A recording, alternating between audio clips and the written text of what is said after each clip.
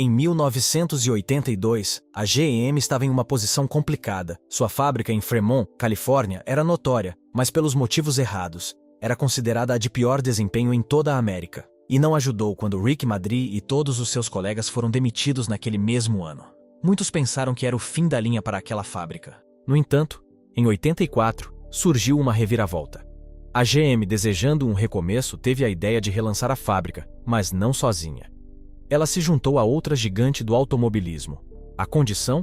Recontratar 80% dos trabalhadores que haviam sido dispensados anteriormente. E a parte mais surpreendente, esta parceira não era outra senão a Toyota, a empresa que havia transformado a maneira como os carros eram produzidos globalmente. O caminho à frente parecia desafiador, mas a parceria prometia potencial. Nos anos 70, a Toyota emergiu como uma potência na indústria automobilística. Ela era sinônimo de eficiência e inovação. Mas teria ela capacidade de gerir uma das forças de trabalho mais desafiadoras dos Estados Unidos? Para entender a dimensão desse desafio, é preciso apresentar Rick Madry. Ele era um veterano da era dourada da fábrica GM de Fremont. Rick, em suas atividades, deixava ocasionais surpresas nos carros. Copos de suco misturados com vodka. Era uma espécie de diversão clandestina, mas curiosamente comparado a outros, Rick era quase um santo. Quando soube da reabertura da fábrica, Rick teve esperança. Ele imaginou uma mudança, uma sinergia entre a GM e a Toyota. Ambas as empresas tinham algo a aprender e a ganhar com essa união. A Toyota, no entanto, estava prestes a encarar um desafio sem precedentes desde os anos 40. O cerne do problema era uma diferença cultural profunda. Rick e seus colegas, representantes do trabalhador americano médio, frequentemente faziam o mínimo necessário. A paixão pela qualidade e a autonomia eram quase inexistentes. Do outro lado do oceano, o trabalhador japonês tinha uma abordagem quase oposta. Eles eram treinados para buscar a perfeição. Sugerir melhorias e interromper a produção para corrigir falhas eram práticas comuns. A Toyota tinha uma longa tradição de valorizar a disciplina, precisão e correção rápida. A origem dessa cultura remonta ao Japão do século XIX. Após quase 2 séculos de isolamento, o país buscava modernização e industrialização. Nesse cenário, Sakichi Toyoda e sua família atuavam no segmento de tecelagem, um setor que resistiu a mudanças por um século. Sakichi, visionário, viu uma oportunidade. Ele desenvolveu máquinas que revolucionaram o setor, inicialmente dobrando a produtividade. Mas com velocidade, vieram os desafios. Detectar erros em processos acelerados tornou-se uma batalha. A maior adversidade era o rompimento de fios. Um fio rompido poderia arruinar um tecido inteiro. Na época, isso significava perdas enormes. A solução comum era ter inspetores constantes, mas Sakichi, sempre inovador, em 1890, propôs uma solução que eliminou o erro e, consequentemente, liberou o humano dessa tarefa monótona. Isso não era apenas sobre produtividade. Era uma filosofia. Mesmo naquela época, Sakichi entendia que máquinas deveriam cuidar das tarefas repetitivas, liberando os humanos para agregar valor de outras formas. Essa filosofia continuou a ser o pilar da Toyota, mesmo quando passou a produzir carros. O trabalhador tinha o poder e a autonomia para parar uma linha de produção inteira se visse um erro. Um sistema simples, comparável a puxar a corda em um ônibus, se tornou sua assinatura. Hoje, quando vemos gigantes como a Tesla, dirigida por Elon Musk, apostando na automação total, a Toyota ainda defende um equilíbrio. Para eles, máquinas são essenciais, mas o toque humano, o discernimento e o talento são insubstituíveis. Em resumo, enquanto a história da Toyota e seu sistema de produção é fascinante, o verdadeiro teste sempre foi a adaptabilidade. Seja na integração de culturas ou na sinergia entre homem e máquina, a Toyota busca a excelência. E essa busca, como mostrado, vem de raízes profundas e de uma visão que, mesmo antiga, se prova relevante até hoje. A Toyota, com sua metodologia única, conquistou destaque no Japão. Este modelo de produção, minucioso e bem pensado, tornou-a líder em seu país de origem. Porém, embora dominasse o mercado japonês nos anos 60, o mercado automotivo da Ásia não chegava aos pés do norte-americano em tamanho e complexidade. Diante desse cenário, a Toyota decidiu expandir horizontes. Seu alvo? Os Estados Unidos. Uma economia pujante que valorizava carros robustos e velozes. A primeira tentativa da empresa, porém, foi menos que ideal. O modelo de carro introduzido não estava alinhado com as necessidades dos americanos. Era incompatível com suas estradas e desagradou o público em geral. Esse erro inicial custou caro. O impacto foi tão negativo que vários carros vendidos necessitaram de recall. Tiveram que ser enviados de volta ao Japão para ajustes e melhorias.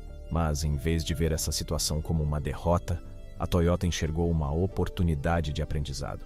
Porém, embora dominasse o mercado japonês nos anos 60, o mercado automotivo da Ásia não chegava nos pés do norte-americano em tamanho e complexidade. Quando os anos 70 chegaram, o jogo virou. A Toyota já era a segunda marca mais vendida nos Estados Unidos, superada apenas pela Volkswagen. Uma situação mundial, o embargo do petróleo de 73 causou uma crise energética.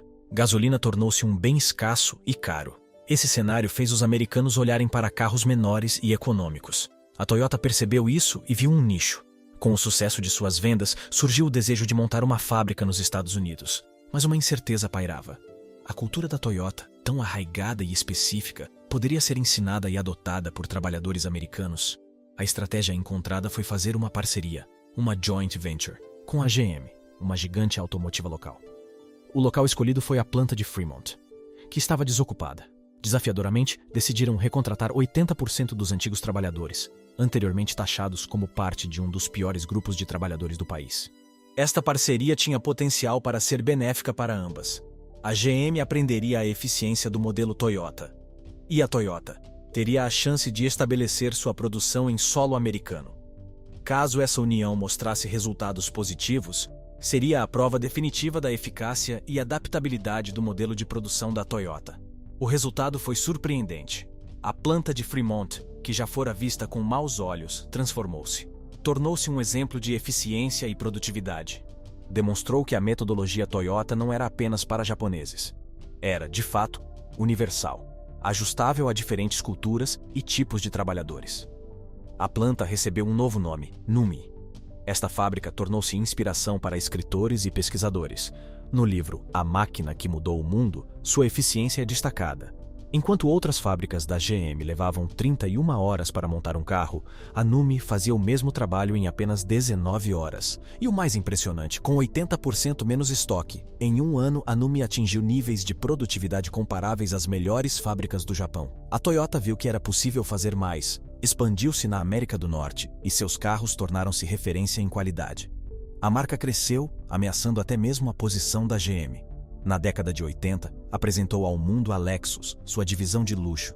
E em 90, ela chegava à AOS Estados Unidos, fortalecendo ainda mais a presença da Toyota.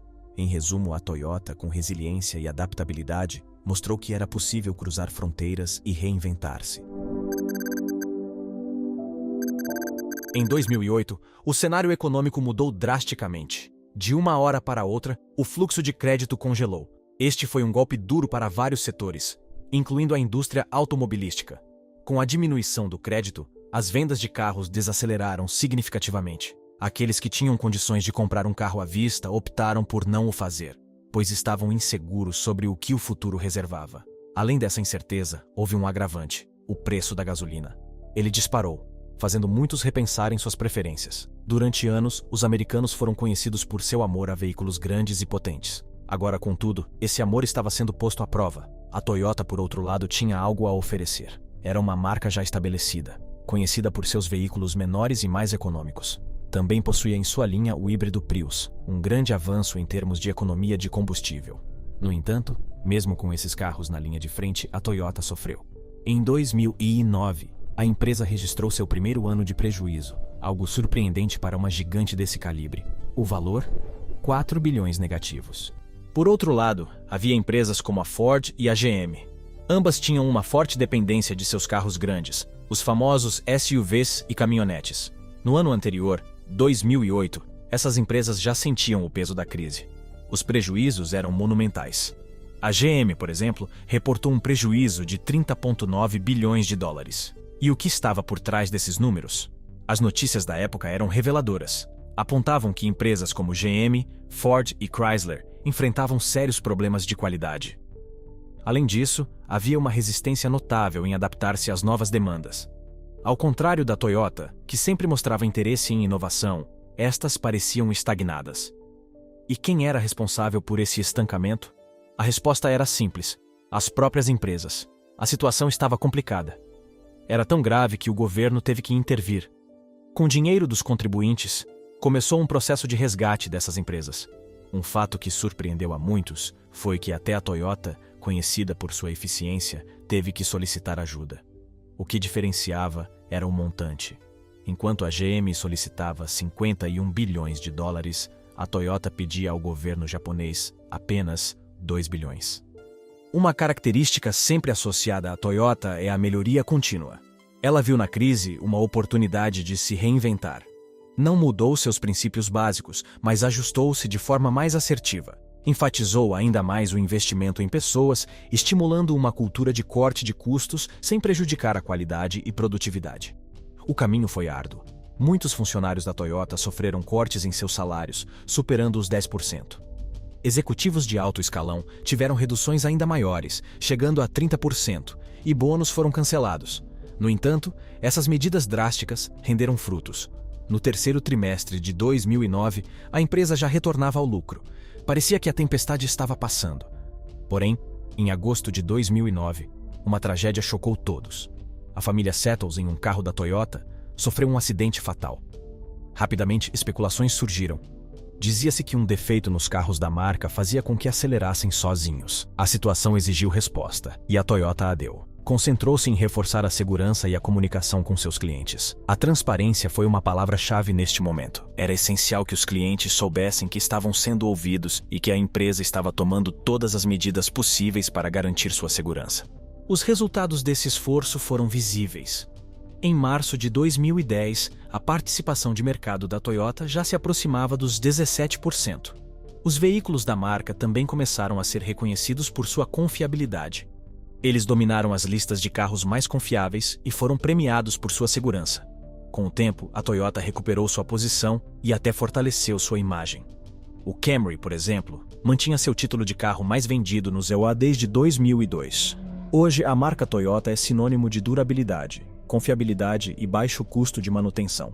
Em um mundo em constante mudança, com novos modelos de negócios e uma crescente consciência ecológica, a Toyota soube adaptar-se, mostrando que é possível evoluir sem perder a essência. O Camry, por exemplo, mantinha seu título de carro mais vendido nos Estados Unidos desde 2002.